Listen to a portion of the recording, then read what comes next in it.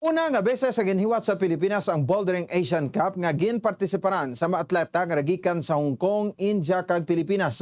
Gindag-an sa mga atleta gikan sa Japan ang men's and women's category sa International Federation of Sport Climbing Bouldering Asian Cup.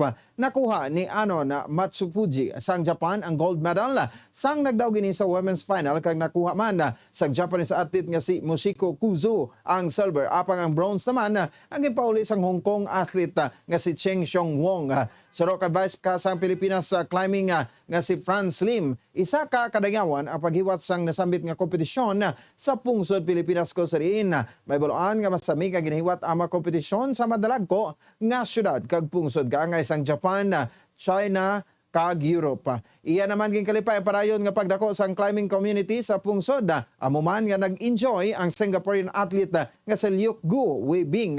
Ang experience ni samtang ara sa kompetisyon kag sunod sa iya, very welcoming ang pagbaton sa iya kag iya man ginaengganyo ang mga kabataan nga mag-try sang climbing sport nga isa ka manami nga exercise. Samtang sa ato sa World Cup trivia, naikabalobla ka mo kung ano nga tuig sang World Cup ang may pinakamaramo nga goal kag kung san o una nga gin-broadcast ang sporting events. 140 goals na ang nascore sa 63 ka mga players sa World Cup. Giniwat sa tuig 1954 nga ginpangunahan ni Sandor Kocsis bilang top goal scorer sa iyang 11 goals. Kag sa amuman nga tuig sang World Cup nga una gin-broadcast sa TV ang tournament kag sa karon amo ang most widely viewed kag followed nga sporting event sa bugos nga kalibutan. Kagamay ato mabalita sa patag sa inampang ini si Bombo Ponce Espino para sa Pamansang Radyo ng Pilipinas, consistent overall number 1 sa Bacolod. Basta Radyo, Bombo!